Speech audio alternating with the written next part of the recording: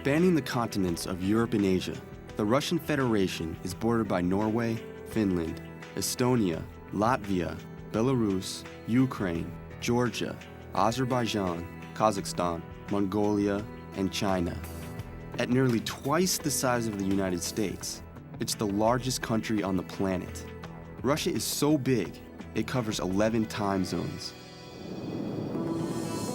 Russia used to lead a collection of communist countries that included many of its current neighbors.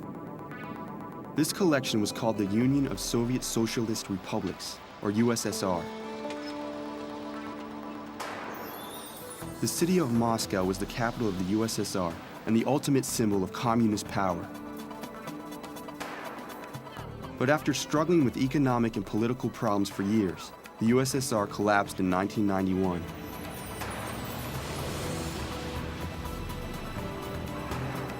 Moscow became the capital city of the newborn Russian Federation. Today, Moscow leads the rest of Russia in population, industry, culture, science, and education.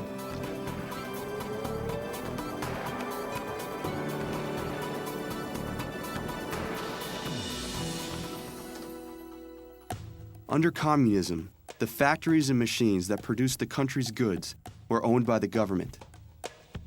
The government decided what and how much of everything was produced. But the leaders of the new Russian Federation adopted a democratic political system and a market economy.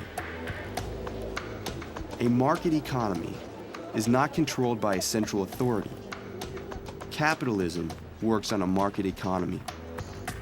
The Russian people are now allowed to own some businesses and are free to produce and buy and sell what they want. But change has been slow in Russia. The Russian Federation still depends largely on selling off its natural resources to make money. 80% of Russian exports are oil, natural gas, metals, and timber. And Russia still relies on the same outdated machinery and work practices that they have used for decades. But 1991 did bring some major changes. Western businesses have now come to Russia. The urban landscape has been transformed. New hotels, banks, and other businesses have been drawn to Russia now that the country is open to private investment.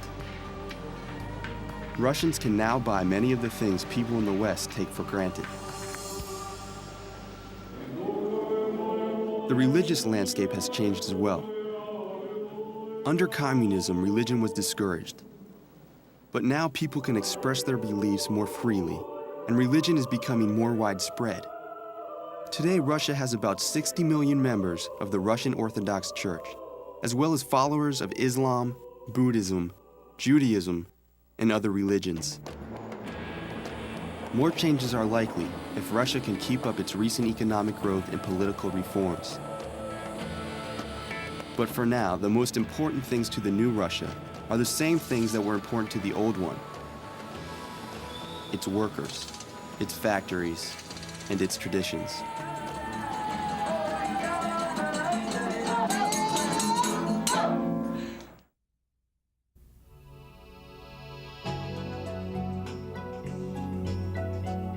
What are the differences between a communist and capitalist system?